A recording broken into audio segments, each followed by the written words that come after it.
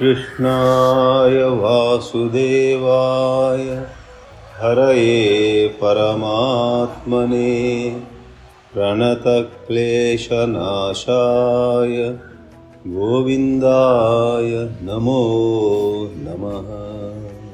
ಮುಕುಂದಮಾಲಾ ಅನ್ನುವಂತಹ ಈ ಕೃತಿಯ ಬಗ್ಗೆ ಕೆಲವು ಶ್ಲೋಕಗಳನ್ನು ಎತ್ಕೊಂಡು ಮಾತಾಡಿದ್ದೆವು. ಇವಾಗ ಮತ್ತೆ ಮುಂದುವರಿಸುತ್ತಾ ಈ ಅದ್ಭುತವಾದ ಭಕ್ತಿಪರವಾದ ಗ್ರಂಥದಿಂದ ಮತ್ತು ಕೆಲವು ಶ್ಲೋಕಗಳನ್ನು ಎತ್ತಿಕೊಂಡು ನಾವೆಲ್ಲರೂ ಚಿಂತನೆ ಮಾಡೋಣ. ಒಂದಿಷ್ಟು ಕಾಲ ಶ್ರೀಕೃಷ್ಣನನ್ನು ಧ್ಯಾನಿಸೋಣ. ಮುಕುಂದಮಾಲಾ ಬಗ್ಗೆ ಮತ್ತೊಮ್ಮೆ ಅದನ್ನು ಪರಿಚಯಿಸುವ ರೀತಿಯಲ್ಲಿ ಸಂಕ್ಷೇಪವಾಗಿ ಹೇಳುವುದಿದ್ದರೆ, ಭಕ್ತಿ ಸ್ವತಃ ಅದರಲ್ಲಿಯೇ ಪೂರ್ಣ. ಭಕ್ತಿಯ ಜೊತೆ ಮತ್ತೇನೂ ಬೇಡ, ಭಕ್ತಿ ಇದ್ದರೆ ಸಾಕು ಅನ್ನುವಂಥ ಒಂದು ಮಟ್ಟ ಇದೆ. ಅದು ಪರಾಭಕ್ತಿ ಅಂತೇವೆ.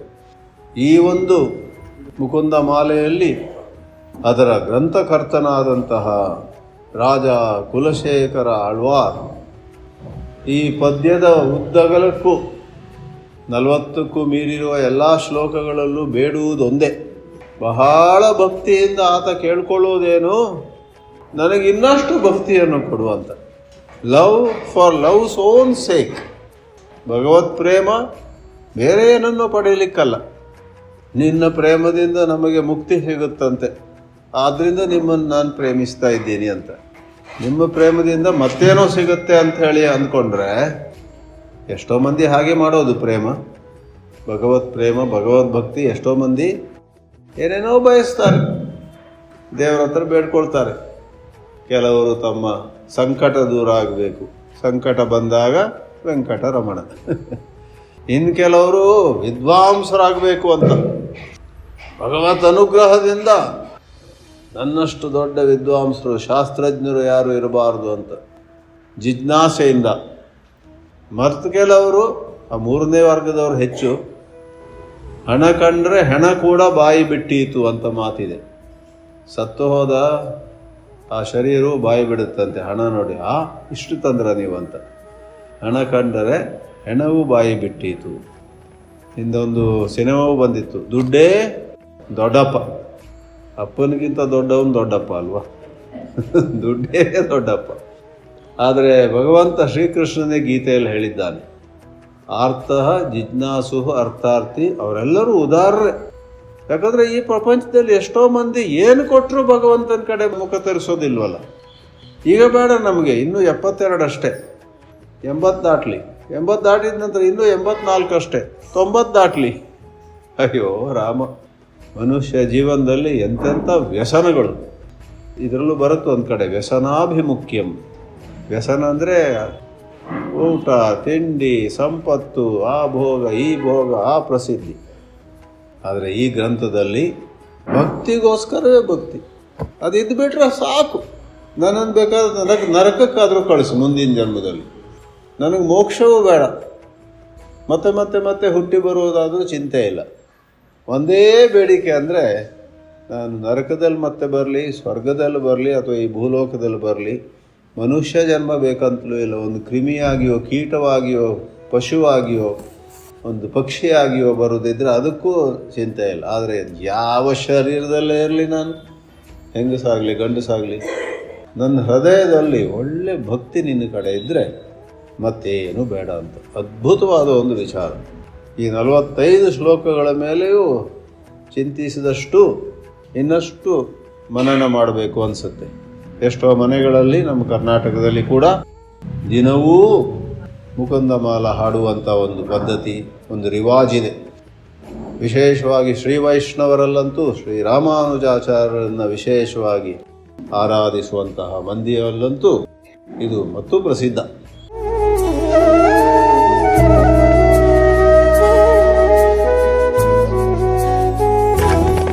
ಅಂತಹ ಒಂದು ಅದ್ಭುತವಾದ ಭಗವತ್ ಪ್ರೇಮದ ಕೃತಿಯಲ್ಲಿ ಇವತ್ತು ಮತ್ತೊಂದು ಪರಿಚಯಾತ್ಮಕವಾಗಿ 3 ಆಯ್ದ ಶ್ಲೋಕಗಳನ್ನು ನಾವು ನೋಡೋಣವಂತೆ. ಆ 3 ಶ್ಲೋಕಗಳಿಗೆ 25, 26 ಮತ್ತು 27 ಹೇಳಿದ್ದೆವಾಗಲೂ ಕೂಡ. ಕೊನೆಯಲ್ಲಿ ಇದು ಬಹಳ ಉಪಯೋಗಿ. ಆ 45 ಶ್ಲೋಕಗಳನ್ನು ಕೂಡ ಒಟ್ಟಿಗೆ ಕೊನೆಯ ಒಂದು 4-5 ಪುಟದಲ್ಲಿ ಹಾಕಿದ್ದೇವೆ. ಪದ್ಯ ಮಾತ್ರ ಓದಲಿಕ್ಕಿದ್ರೆ ಓದ್ಬೋದು. ಈ 25, 26, 27 ಯಾವ ವಿಷಯವನ್ನು ಹೇಳುತ್ತೆ ಅಂತ ಹೇಳಿದರೆ ಅದಕ್ಕೊಂದು ಹಿನ್ನೆಲೆ ಇದೆ. ಈ ಜಗತ್ತಿನಲ್ಲಿ ಏನೆಲ್ಲೋ ನಂಬಿಕೆಗಳಿವೆ. ಆ ನಂಬಿಕೆಗಳಲ್ಲಿ 3 ಎತ್ಕೊಂಡು ಇಲ್ಲಿ ಮಾತು ಬರುತ್ತೆ. ಒಂದು, ನಿಮಗೆ ಆರ್ಥಿಕ ಸಮಸ್ಯೆ ಇರಬಹುದು, ನಿಮಗೆ ಸಂಬಂಧಗಳಲ್ಲಿ ಸಮಸ್ಯೆ ಇರಬಹುದು. ಬಹಳ ಬೇಕಾದವರು ಬಿಟ್ಟೋಗ್ಬಿಟ್ರು, ಬೇಡದಿದ್ದವರು ಬಿಡೋದೇ ಇಲ್ಲ, ಅಂಟ್ಕೊಂಡಿರ್ತಾರೆ. ಯಾವಾಗ ಹೋಗ್ತಾನಪ್ಪ ಅವನಂದರೆ ಹೋದ್ಯಾ ಪಿಶಾಚಿ ಅಂತ ಹೇಳಿದ್ರೆ ಗವಾಕ್ಷಿಯಿಂದ ಬಂದೆ ಅಂತ ಅನ್ನೋದು. ಇನ್ನೊಂದು ಹೇಳ್ತಾರೆ ನಮ್ಮಲ್ಲಿ, ಒಳ್ಳೆ ನಕ್ಷತ್ರಕ್ಕಂತರ ಹಿಂದೆ ಇರ್ತಾನೆ ಅಂತ. ನಕ್ಷತ್ರಕ ಅಂತ ಅದೆಲ್ಲೋ ಹರಿಶ್ಚಂದ್ರನ ಕಥೆಯಲ್ಲ ಎಲ್ಲೋ ಒಂದು ಕ್ಯಾರೆಕ್ಟರ್ ಇದೆ, ನಕ್ಷತ್ರಕನು ಸತ್ಯ ಹರಿಶ್ಚಂದ್ರನ ಕಥೆಯಲ್ಲಿ ಹೋದ ಅವನಂದರೆ ಇಲ್ಲೇ ಇದ್ದಾನವನು. ಆ ಪ್ರಕಾರವಾಗಿ ಸಂಬಂಧಗಳು ಅಂತ ಹೇಳಿದರೆ ಎಲ್ಲ ಕಡೆ ಇದೆ. ಮನೆಯಲ್ಲಿ ಹೆಂಗಸರು ಗಂಡಸರ ಮಧ್ಯ, ಹೆಂಗಸರ ಮಧ್ಯ, ಗಂಡಸರ ಮಧ್ಯ, ಅಪ್ಪ ಮಗನ ಮಧ್ಯ, ಅತ್ತೆ ಸೊಸೆ ಮಧ್ಯ, ಬಾಸ್ ಮತ್ತು ಸಬಾರ್ಡಿನೇಟ್ ಮಧ್ಯ, ಎಲ್ಲಿ ವೈಮನಸ್ಯ ಇಲ್ಲ ಅಂತ ಹೇಳಿ, ಗುರು ಶಿಷ್ಯರ ಮಧ್ಯ.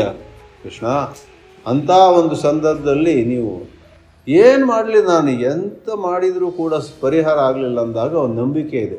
ಅದು ಅವ್ರ ಹತ್ರ ಹೋಗಿ ಅವರಿಗೆಲ್ಲ ಗೊತ್ತಿದೆ, ಅದು ಒಂದು ಮಣಿ ಕೊಡ್ತಾರೆ. ಮಣಿ ಅಂದರೆ ಬೇರೆ ಬೇರೆ ಪ್ರಕಾರದ ರತ್ನಗಳು, ಬೇರೆ ಬೇರೆ ಬಣ್ಣದ, ಏನೋ ಹವಳ ಅಂತೆ ಮತ್ತೊಂದಂತೆ, ನಿಮಗೆಲ್ಲ ಗೊತ್ತಿದೆ. ಅದು ಯಾವುದೋ ಒಂದು ಮಣಿ ಅಂತ ತಗೊಂಡು ಅದನ್ನು ಉಂಗುರದಲ್ಲೋ ಅಥವಾ ಕಂಠಹಾರದಲ್ಲೋ ಸೇರಿಸಿ ಪೆಂಡೆಂಟಲ್ಲಿ ಹಾಕ್ಕೊಂಡು ಅದು ಒಟ್ಟು ನಿಮ್ಮಲ್ಲಿದ್ದರೆ ನಿಮ್ಮ ಸಮಸ್ಯೆಗಳೆಲ್ಲ ಪರಿಹಾರ ಆಗ್ತದೆ.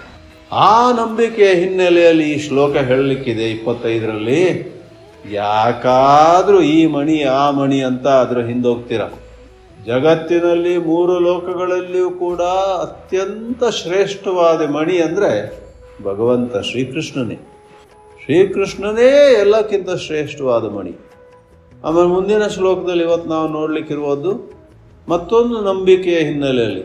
ಕೆಲವರಲ್ಲಿ ಅಂದ್ಕೊಂಡು ಮಣಿ ಅಲ್ಲ, ನಿಮಗೆ ಸರಿಯಾದ ಮಂತ್ರ ಸಿಕ್ಕಿದರೆ ಆ ಮಂತ್ರ ಜಪದಿಂದ, ಯಾಕಂದರೆ ಸಾವಿರಾರು ಮಂತ್ರಗಳಿವೆ ಜಗತ್ತಿನಲ್ಲಿ, ಆ ದೇವತೆ ಈ ದೇವತೆ, ಆಮೇಲೆ ಬೀಜ ಮಂತ್ರಗಳೆಲ್ಲ ಇವೆ, ಐಂ ಕ್ಲೀಂ ಹ್ರೀಂ ಗ್ಲೀಂ ಅಂತೆಲ್ಲ ಏನೆಲ್ಲ ಮಂತ್ರಗಳಿವೆ. ಆ ಮಂತ್ರ ಜಪಿಸುವ ಮೂಲಕ ನಿಮ್ಮ ಸಂಕಷ್ಟ ಎಲ್ಲ ಹೋಗಲಾಡಿಸಲ್ಪಡ್ತದೆ. ನೀವು ಮಂತ್ರ ಜಪ ಮಾಡಿ ಅಂತ. ಅಲ್ಲಿಯೂ ಕೂಡ ಕುಲಶೇಖರ ಹೇಳೋದು ಅಂದರೆ ಅದನ್ನು ಮೂಢನಂಬಿಕೆ ಅಂತ ಆತ ತಿರಸ್ಕರಿಸೋದಿಲ್ಲ, ಅದರಿಂದ ಏನೋ ಸಿಗ್ಬೋದು ನಿಮಗೆ. ಇಂಗ್ಲೀಷ್ನಲ್ಲಿ ಹೇಳ್ತಾರಲ್ಲ, with due respect to money, with due respect to mantra and with due respect to this or that aushadha. 3 ಇದೆ. ಅವುಗಳು ತಮ್ಮ ಸ್ಥಾನದಲ್ಲಿರ್ಬೋದು, ಆದರೆ ಯಾವ ಮಂತ್ರಕ್ಕಿಂತ ಕೂಡ 1000 ಪಟ್ಟು ಅಥವಾ ಅದಕ್ಕೂ ಹೆಚ್ಚು ಫಲಕಾರಿ, ನಮಗೆ ಲಾಭ ಕೊಡುವಂಥ ಒಂದು ಮಂತ್ರ ಇದ್ದರೆ ಅದು ಶ್ರೀಕೃಷ್ಣ ಮಂತ್ರ. ಜಪ ಜಪ ಸತತಂ ಜನ್ಮ ಸಾಫಲ್ಯ ಮಂತ್ರ ಅಂತ ಬರುತ್ತೆ, ಕೃಷ್ಣ ಮಂತ್ರ.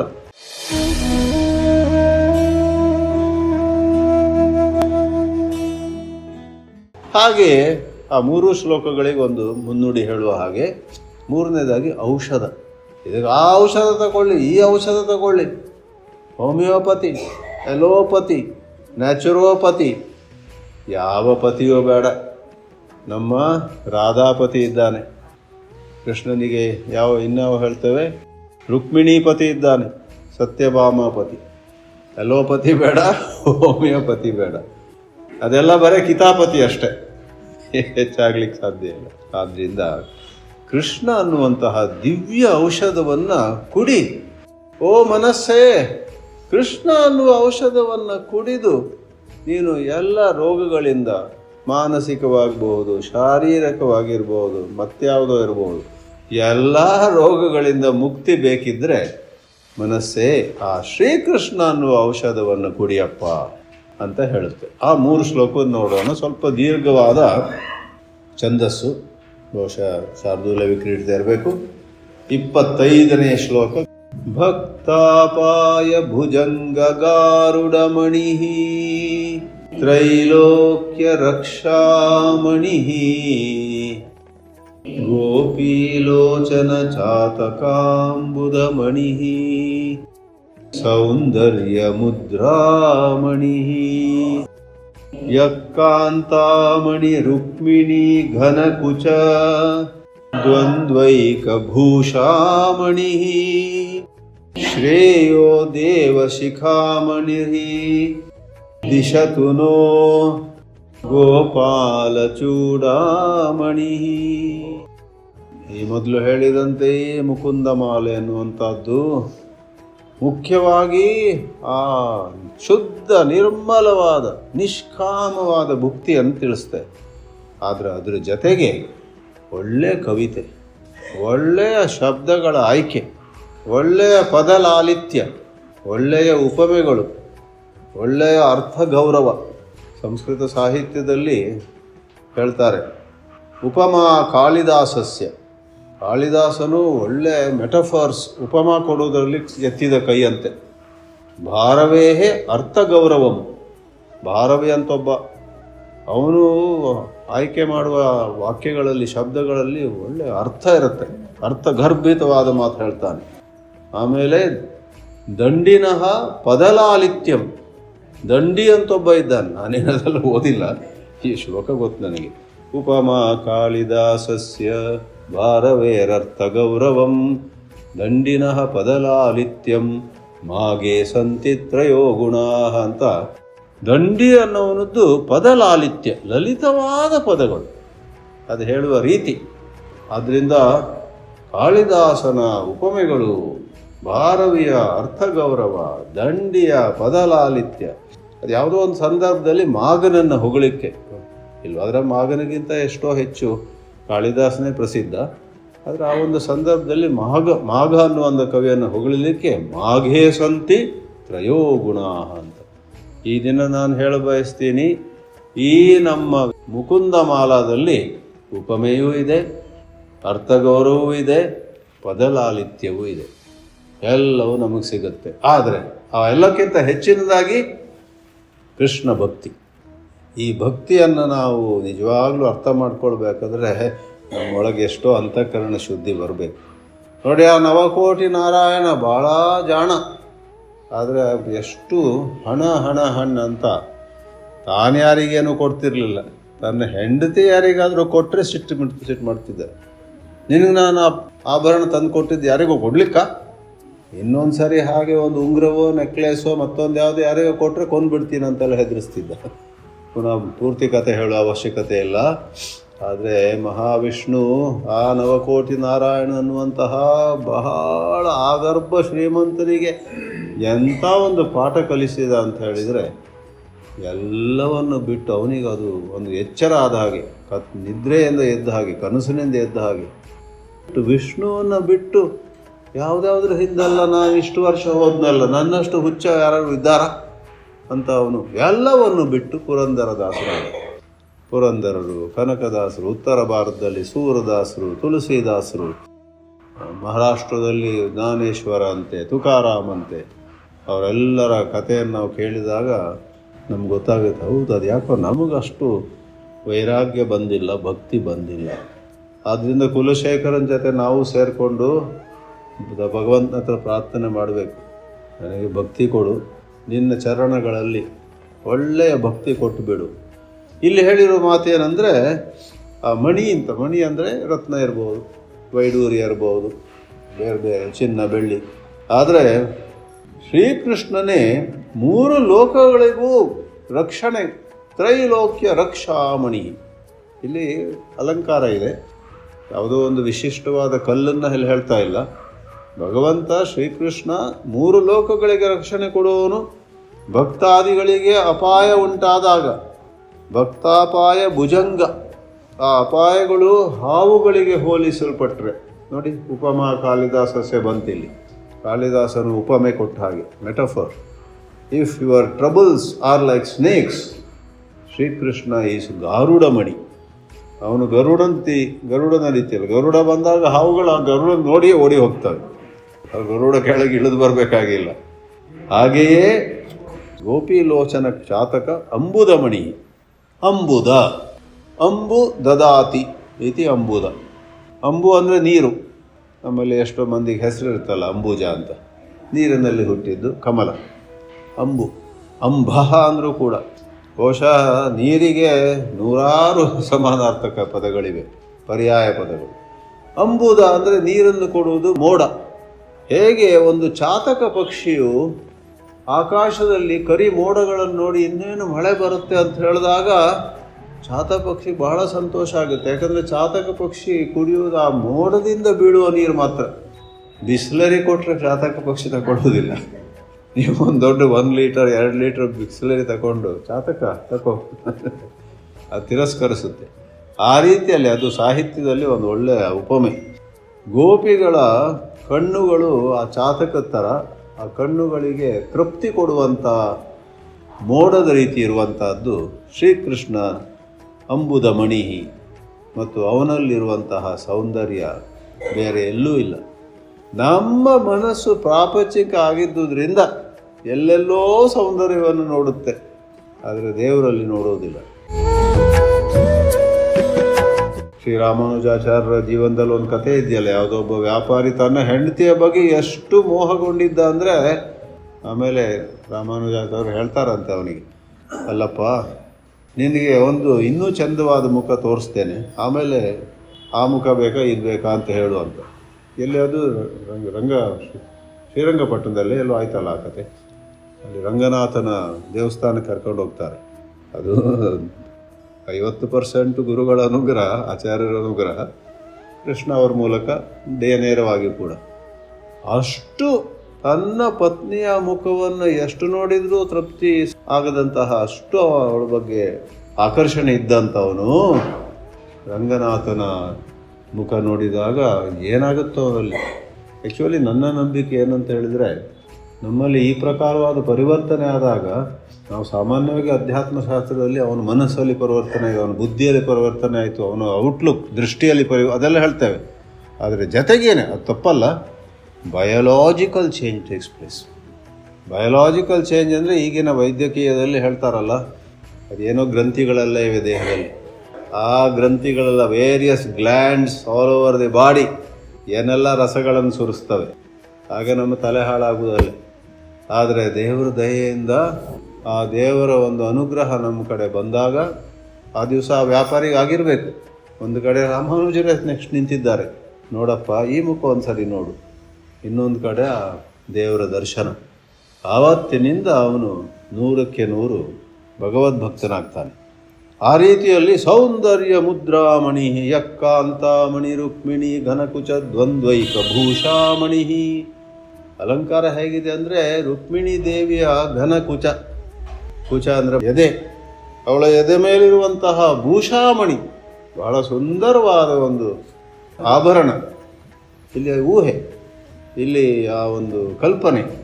ಶ್ರೀಕೃಷ್ಣ ತನ್ನ ಅತಿ ಪ್ರಿಯಳಾದಂತಹ ರುಕ್ಮಿಣಿಯ ಎದೆ ಮೇಲೆ ತನ್ನ ತಲೆಯನ್ನಿಟ್ಟು ಅದನ್ನು ಊಹಿಸ್ತಾ ಭಕ್ತ ಹೇಳ್ತಾನೆ, ನೀನು ಆವಾಗ ಅವಳ ಎದೆಯ ಮೇಲೆ ರಾರಾಜಿಸುವಂತಹ ಭೂಷಾಮಣಿ. ಭೂಷಾ ಅಂದರೆ ಜುವೆಲ್. ಇದೆಲ್ಲ ಜುವೆಲರ್ಸ್ ಎಲ್ಲ ಇದನ್ನು ದಿನ ಹೇಳಬೇಕು. ಆಭರಣ ಅಂಗಡಿಯಲ್ಲಿ ಇತ್ತಗೊಳ್ಳಿ ಅಮ್ಮ, ಇತ್ತಗೊಳ್ಳಿ, ಇದು ಭಾಳ ಅಯ್ಯ ಅವ್ರಿಗೆ ಹೇಳಿ, ಇದು ಭಾಳ ಚೆನ್ನಾಗಿದೆ ನೋಡಿ, ಇದರಲ್ಲಿ ವಜ್ರ ಇದೆ, ಅದರಲ್ಲಿ ಚಿನ್ನ ಇದೆ, ಇದರಲ್ಲಿ ಒಂದು ನೀಲಮಣಿ ಇದೆ ಅಂತೆಲ್ಲ ಯಾವ್ಯಾವ ಮಣಿಯನ್ನೆಲ್ಲ ಮಾರ್ತಾರಲ್ಲ ಅವರು. ಅದವ್ರ ಕೆಲಸ ಬಿಡಿ, ಮಾಡಲಿ. ಅದು ಅವರು ತಮ್ಮ ಹೃದಯದಲ್ಲಿ ಇದೆಲ್ಲ ಮಾರ್ತಾ ಇದ್ದೇನೆ, ನಮ್ಮ ಜೀವನ ನಡೀತಾ ಇದೆ, ಒಳ್ಳೆ ವ್ಯಾಪಾರದಲ್ಲಿ ಲಾಭ ಇದೆ, ಆದರೆ ಇನ್ನು ನನ್ನ ಮಗನಿಗೆ ಅಥವಾ ನನ್ನ ಮಗಳಿಗೆ ಇದನ್ನು ಬಿಟ್ಬಿಟ್ಟು ಆ ಕೃಷ್ಣ ಎನ್ನುವಂತಹ ಆ ಭೂಷಾಮಣಿ, ಯಾವ ಭೂಷಾಮಣಿ, ಯಾವ ಆಭರಣವು ರುಕ್ಮಿಣಿ ಎದೆಯ ಮೇಲೆ ಕಂಗೊಳಿಸುತ್ತೋ ಅದನ್ನು ಮಾತ್ರ ಇನ್ನು ಧ್ಯಾನ ಮಾಡ್ತೇನೆ, ಈ ವ್ಯಾಪಾರ ಸಾಕು ಅಂತ. ನಾವು ಆ ದಿಕ್ಕಿನಲ್ಲಿ ಮುಂದುವರಿಸಬೇಕು.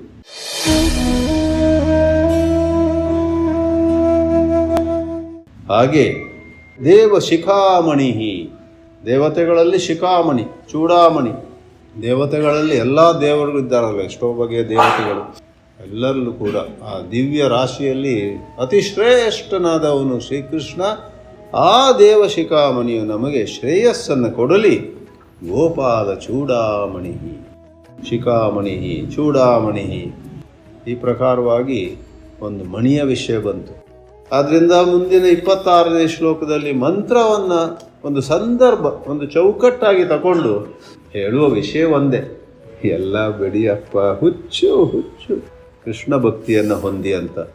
ಶತ್ರುಚ್ಛೇದೈಕ ಮಂತ್ರಂ ಸಕಲಮುಪನಿಷತ್ ವಾಕ್ಯ ಸಂಪೂಜ್ಯ ಮಂತ್ರಂ ಸಂಸಾರೋತ್ತಾರ ಮಂತ್ರಂ ಸಮುಪಚಿತ ತಮಃ ಸಂಘ ನಿರ್ಯಾಣ ಮಂತ್ರಂ ಸರ್ವೈಶ್ವರ್ಯೈಕ ಮಂತ್ರಂ ವ್ಯಸನ ಭುಜಗ ಸಂದಷ್ಟ ಸಂತ್ರಾಣ ಮಂತ್ರಂ ಜಿಹ್ವೆ ಶ್ರೀಕೃಷ್ಣ ಮಂತ್ರಂ ಜಪ ಜಪ ಸತತಂ ಜನ್ಮ ಸಾಫಲ್ಯ ಮಂತ್ರಂ. ಪುನಃ ಅದ್ಭುತವಾದಂತಹ ಪದಲಾಲಿತ್ಯ ಹೇಳಿ, ಅರ್ಥಗೌರವ ಹೇಳಿ, ಅಥವಾ ಉಪಮಾ ಹೇಳಿ, ಅಥವಾ ಇನ್ಯಾವುದ್ಯಾವುದು ಅಲಂಕಾರಗಳಿದ್ದರೆ, ನಾವು ಸಾಹಿತ್ಯದ ಮುಖ್ಯ ಉಪಾಸಕರಲ್ಲ, ನಾವು ಅಧ್ಯಾತ್ಮದ ವಿದ್ಯಾರ್ಥಿಗಳು. ಅಧ್ಯಾತ್ಮವನ್ನು ಅಧ್ಯಯನ ಮಾಡುವಾಗ ಒಂದು ಸ್ವಲ್ಪ ಅಲ್ಲಿ ಇಲ್ಲಿ ಸಾಹಿತ್ಯ ಬಂದುಬಿಡುತ್ತೆ. ಇನ್ನು ಕೆಲವರು ಸಾಹಿತ್ಯದಲ್ಲಿ ಪ್ರವೇಶ ಮಾಡ್ತಾರೆ, ಅವರು ಅಧ್ಯಾತ್ಮಕ್ಕೆ ಇಳೀತಾರೆ. ಈ ಡಿ.ವಿ. ಗುಂಡಪ್ಪನಂಥವರೆಲ್ಲ ಮುಖ್ಯ ರೂಪದಲ್ಲಿ ಸಾಹಿತಿಗಳು, ಆದರೆ ಅಲ್ಲಿ ಇಲ್ಲಿ ಬಹಳ ಉತ್ತಮವಾದ ಭಕ್ತಿಯಲ್ಲಿ ಅವರು ಇಳಿತಾರೆ. ಒಳ್ಳೆಯ ಮಾನವೀಯ ಮೌಲ್ಯಗಳು, ಆಮೇಲೆ ಭಗವದ್ಭಕ್ತಿ ಕೂಡ. ಮಂಕುತಿಮ್ಮನ ಕಗ್ಗದಲ್ಲಿ ಮುಖ್ಯವಾಗಿರುವುದು ಜೀವನವನ್ನು ಒಂದು ಉದಾತ್ತತೆಯಿಂದ, ಪ್ರೌಢಿಮೆಯಿಂದ ನಡೆಸುವಂಥದ್ದು. Living life maturely. In my opinion, ಮಂಕುತಿಮ್ಮನ Kagga teaches us how to live life with better outlooks, healthier values. ನಮ್ಮನ್ನು ನಾವು ಟ್ರೈನ್ ಮಾಡ್ಕೊಳ್ಬೋದು ಬೇರೆ ಬೇರೆ. ಆದರೆ ಪ್ರಾರಂಭದಲ್ಲಿ ಡಿ.ವಿ.ಜಿ. ಅವರು ದೇವರಿಗೆ ನಮಸ್ಕಾರ ಮಾಡ್ತಾರೆ. ಶ್ರೀ ವಿಷ್ಣು ವಿಶ್ವಾದಿಮೂಲ ಮಾಯಾಲೋಲ ದೇವ ಸರ್ವೇಶ ಪರಬೊಮ್ಮನೆಂದು ಜನಂ ಆವುದನು ಕಾಣದೊಡ ಮಳ್ತಿ ಇಂ ನಂಬಿಹುದೋ ಆ ವಿಚಿತ್ರಕ್ಕೆ ನಮಿಸೋ ಮಂಕುತಿಮ್ಮ ಅಂತ ಪ್ರಾರಂಭಿಸ್ತಾರೆ. ಅದೊಂದು ವಿಚಿತ್ರ, ಯಾರೂ ಕಂಡಿಲ್ಲ ದೇವರನ್ನು, ಆದರೂ ಕಾಣದಿದ್ದರೂ ಕೂಡ ಕಾಣದೊಡಂ ಅಳ್ತಿ ಹಳೆಗನ್ನಡ, ಪ್ರೀತಿಯಿಂದ ನಂಬಿರುತ್ತೆ ಆ ವಿಚಿತ್ರಕ್ಕೆ ನಮಿಸುವಂತ. ಇಲ್ಲಿ ಕೂಡ ಸಾಹಿತ್ಯ ತುಂಬ ಇದೆ, ಆದರೆ ನಾವು ನೋಡೋಣ ಏನರ್ಥ. ಶತ್ರುಚ್ಛೇದ ಏಕಮಂತ್ರಂ. ನಮ್ಮಲ್ಲಿ ಯಾರೂ ಕೂಡ ಎದೆ ಎತ್ತಿ ಹೇಳಲಿಕ್ಕೆ ಸಾಧ್ಯ ಇಲ್ಲ ಏನಂತ, ನನಗೆ ಯಾರೂ ಶತ್ರು ಇಲ್ಲ ಅಂತ. ನಮ್ಮೆಲ್ಲರಿಗೂ ಶತ್ರು ಇದ್ದಾರೆ. ಅಂದರೆ ಶತ್ರು ಅಂದರೆ ರಾಜನಿಗೆ ಇನ್ನೊಬ್ಬ ರಾಜ ಸೇನೆ ತಗೊಂಬಂದು ಆಕ್ರಮಣ ಮಾಡುವ ಶತ್ರು ಅಲ್ಲದೆ ಇರ್ಬೋದು. ಆದರೆ ನಮ್ಮನ್ನು ನಮ್ಮ ಕಣ್ಣೆದುರಿಗೆ ನಮ್ಮ ಮುಖದ ಮೇಲೆ ಹೀಯಾಳಿಸುವವರಿದ್ದಾರೆ, ನಿಂದಿಸುವವರಿದ್ದಾರೆ. ಅಥವಾ ಕೆಲವರು ನಮ್ಮ ಎದುರು ಹೇಳೋದಿಲ್ಲ, ಇನ್ನೊಂದು ಯಾವುದೋ ಒಂದು 10 ಜನ ಸೇರಿದಲ್ಲಿ ಅಯ್ಯೋ ಅದು ನಮಗೆ ತಿಳಿದಾಗ ಖಂಡಿತವಾಗಿ ಅವ್ರು ಹೇಳಿದ್ರ, ನೀವು ಸರಿ ಕೇಳಿದ್ರ, ತಪ್ಪಾಗಿ ತಿಳ್ಕೊಳ್ಳಿದ್ರೆ ನಮಗೆ ಸಿಟ್ಟು ಬರುತ್ತೆ. ಆದ್ದರಿಂದ ಶತ್ರು ಶಬ್ದದ ವ್ಯಾಪಕ ಅರ್ಥದಲ್ಲಿ ಯಾರಿಂದ ನಮಗೆ ಪೀಡೆ ಉಂಟಾಗುತ್ತೋ, ಯಾರಿಂದ ನಮಗೆ ಏನೋ ಒಂದು ರೀತಿಯ ಸಂಕಟ ಉಂಟಾಗುತ್ತೋ ಅವರೆಲ್ಲ ಶತ್ರುಗಳೇ. ಆದ್ದರಿಂದ ನಾವು ತುಂಬ ನರಳ್ತೀವಿ, ಚಡಪಡಿಸ್ತೀವಿ. ಅಯ್ಯೋ ಯಾಕಾದರೂ ಇಲ್ಲಿ ಬರಬೇಕಿತ್ತು. ಕೆಲವರು ಒಂದು ಸಂಸ್ಥೆಯನ್ನೇ ಬಿಟ್ಟು ಹೋಗ್ತಾರೆ, ಅಲ್ಲಿ ಯಾರೋ ಸ್ವಲ್ಪ ಕಿರುಕುಳ ಕೊಟ್ಟರು ಅಂತ.